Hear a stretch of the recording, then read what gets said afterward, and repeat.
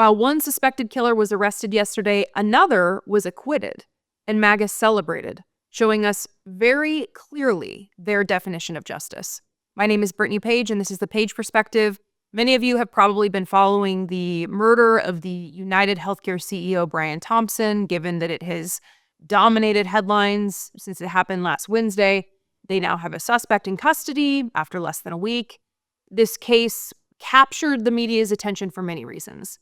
A powerful CEO of a powerful health insurance company killed in the middle of the street in Manhattan. The subsequent national conversation regarding our horrible healthcare system in this country and how many people have been directly harmed by it. And then there's the clickbait headlines about monopoly money found in the backpack. But there are other conversations that we should be having too. The suspect in the fatal shooting of the healthcare CEO was arrested on the same day that Daniel Penny was acquitted. And we're going to get to some disturbing clips here in a moment of how MAGA celebrated this killer's acquittal. But for those who may need a refresher, in May 2023, Daniel Penny choked a homeless man to death on a New York City train. That homeless man was named Jordan Neely. Neely had been screaming on the train that he was hungry and thirsty, and according to witness accounts, that he was willing to die or go to jail. Instead of anyone stepping in to actually help him, Daniel Penny choked him for 6 minutes and killed him. And before you come in here in the comments trying to justify his death, which is not possible to do, by the way, so take it up with somebody else, I want to make sure everyone knows that a key witness in Daniel Penny's trial admitted he lied about Jordan Neely trying to paint him as violent because he was, quote, trying to justify my actions for having my hands on him.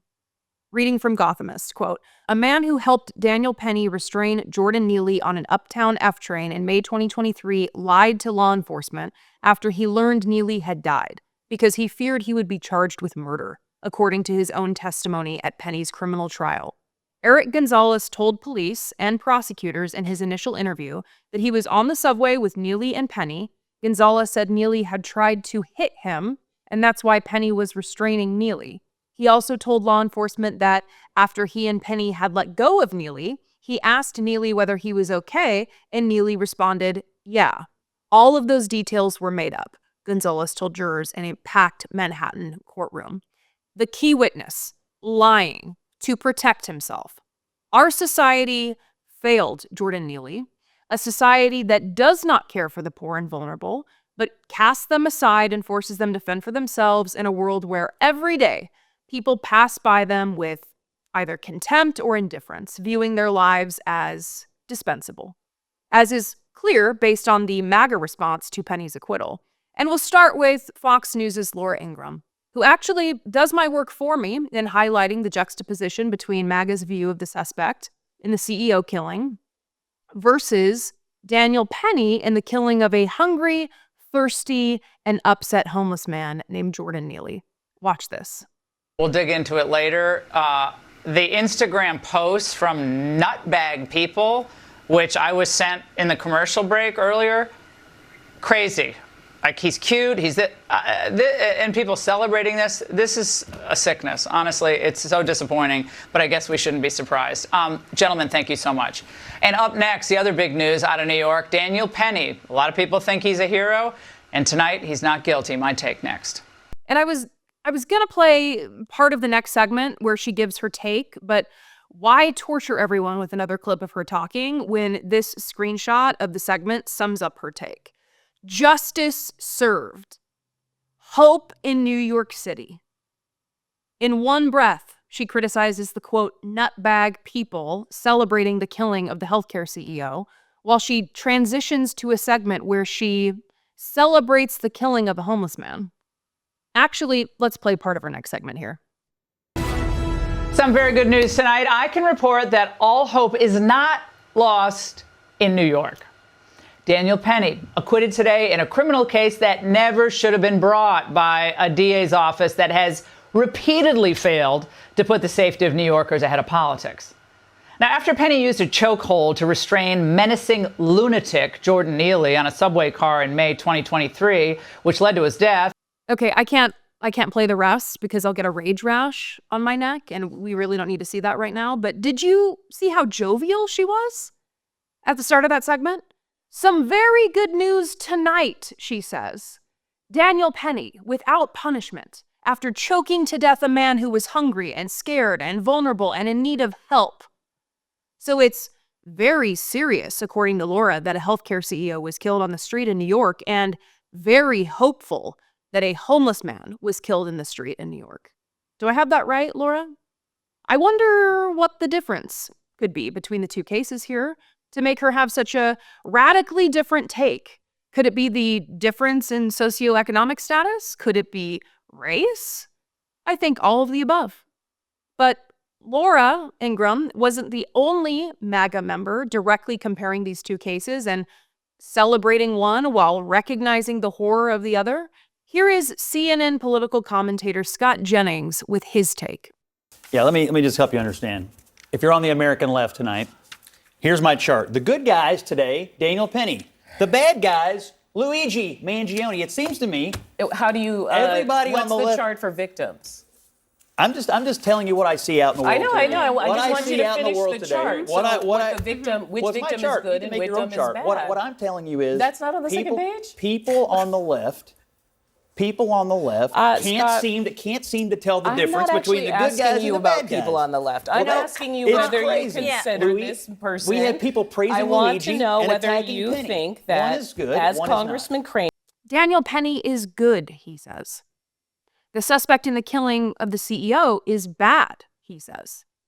Are these not two instances of vigilante justice, Scott?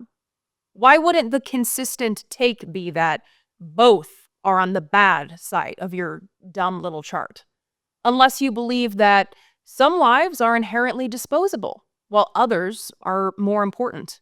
Jordan Neely's life appears to be inherently disposable to people like Scott Jennings and Laura Ingraham, and the many other members of MAGA who were outside the courthouse during Daniel Penny's trial, calling him a hero for choking a hungry man to death. And these folks keep talking about the quote-unquote left, celebrating the killing of the CEO. And yes, that is wrong.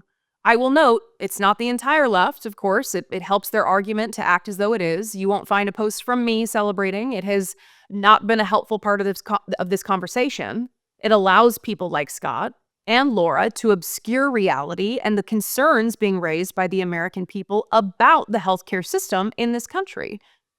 But there's another important lesson to take away from all of this, and that is the difference between the amount of media coverage given to the killing of those with power and the killing of those without power. Did you know, one day after the killing of Brian Thompson, a migrant teen was stabbed to death by a group of men on the streets of New York City? This is a genuine question. I want you to tell me in the comments if you heard about this story. Reading from Hellgate, New York, quote, around 7:30 p.m. on Thursday night, as the story of the murdered insurance company CEO was making national headlines, 17-year-old Yermeni Colino was fatally stabbed on the street in the financial district, one of two migrant teenagers who were attacked by a group of three men. Police sources told the New York Post and AM New York that the attackers had asked the migrants if they spoke English, and when the migrants answered no, began stabbing them. Colino was stabbed in the torso and was pronounced dead at Bellevue Hospital that night. His companion was wounded in the arm. The murder happened on John Street, a few short blocks from the New York Stock Exchange and the World Trade Center. The NYPD's press shop issued a brief email notice of Colino's murder Thursday night and hasn't mentioned it again. The NYPD's Crime Stopper site makes no mention of the incident, and no pictures of the three attackers have been released, despite the fact that the incident took place a couple of blocks from the World Trade Center site, well within the area covered by surveillance cameras of the NYPD's Lower Manhattan Security Initiative. Businesses up and down the block have their own security cameras trained on the street as well. When Hellgate asked the NYPD on Monday whether there were any updates to the case or images of the attackers to be shared with the public, police said there were none. All of which raises the question, is every life valued equally in New York City? Or did the NYPD expend exponentially more resources chasing the killer of a corporate CEO than it did the killer of a migrant teen? Yes, it certainly does raise that question. Is every life valued equally, or do the wealthy and powerful get preferential treatment? From media coverage to police resources. We have a few lessons we can take from all of this, right? That the arrest and the acquittal happen on the same day gives us the opportunity to sit with the lessons the response from conservatives teaches us about our justice system. That 2 murders occur in the same time period, get completely different coverage and dedication from the police force. That gives us the opportunity to sit with what that tells us about our justice system. When I did my first video on Jordan Neely last year, I got all kinds of disgusting, dehumanizing messages about Jordan's memory, and it's sickening to watch prominent media figures engage in this rhetoric now that Penny has been acquitted. I'm sure I'll get more of this in the comments like last time, and I'm sure there will be comments attacking me, telling me that I live in a gated community and I don't ride the subway and I don't know what the real world is like. And guys, I live in Washington, D.C. I take the metro. I live in a city. I do not live in a gated community. I also spend 1 day a week in an inpatient psychiatric hospital working with people who are court-ordered to the hospital. I understand that, as a therapist, I have experience being with people in the throes of psychiatric crises in a way that the general public does not. So my ability to handle these situations in public may be different, but that doesn't give people the right to put their hands on someone who is not violent. You don't get to kill someone because you're afraid of how loud someone is being near you or because they're acting erratic. And if you don't know how to handle that situation, move away from that person. I fear the consequences of Penny's acquittal and what this means for other people who see a homeless person acting erratically in public and what this verdict tells them about how they should respond. And listen, as a woman who exists in public, of course I've had issues with safety, but I've only been concerned about my safety one time on the metro here in DC. And it was after a white man in a polo and khakis decided to use the full train as an excuse to rub his body on mine. To which I responded by physically moving his person off of my body. That after kindly giving him one stern warning, not to touch me. And I guess after he thought I was joking or wouldn't handle the matter myself, I moved him off of me. Would I have been justified in choking him for 6 minutes because he rubbed his body on mine after a warning for him not to touch me? I think we can all agree the answer is no. For media figures to come out and celebrate Penny's acquittal tells us a lot about who they view as valuable in this society, and it tells us we still have a long way to go in convincing other people that the poor, the homeless, the most vulnerable in our society are deserving of the same things we all are. Peace, safety, a warm place to sleep, food, and a world that meets their needs and cares about their suffering.